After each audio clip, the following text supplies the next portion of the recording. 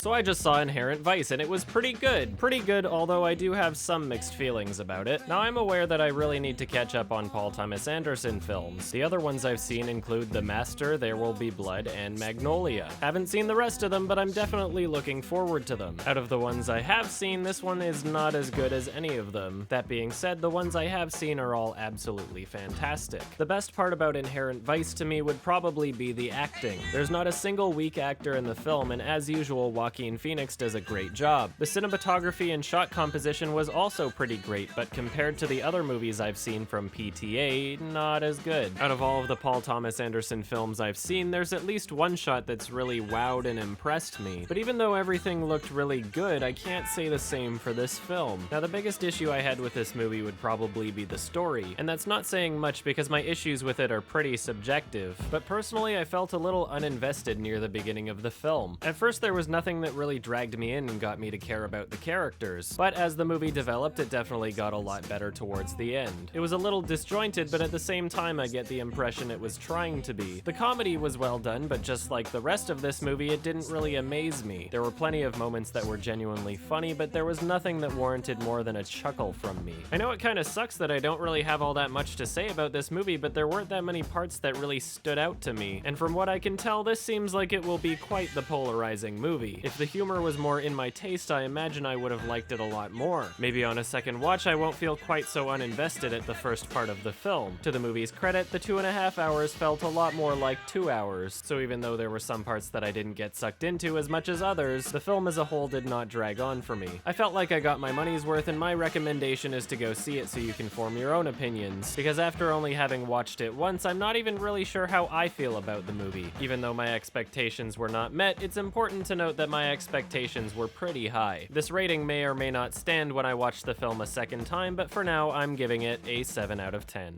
Hey everybody, do you like the sound of my annoying voice? Great. Do you want to watch me play video games? Okay, cool. Do you like to ask me questions in real time? Oh, good. Watch me on Twitch. I'm trying to get a partnership. Do it. Click the link in the description, please. Whoa. Oh! Hey!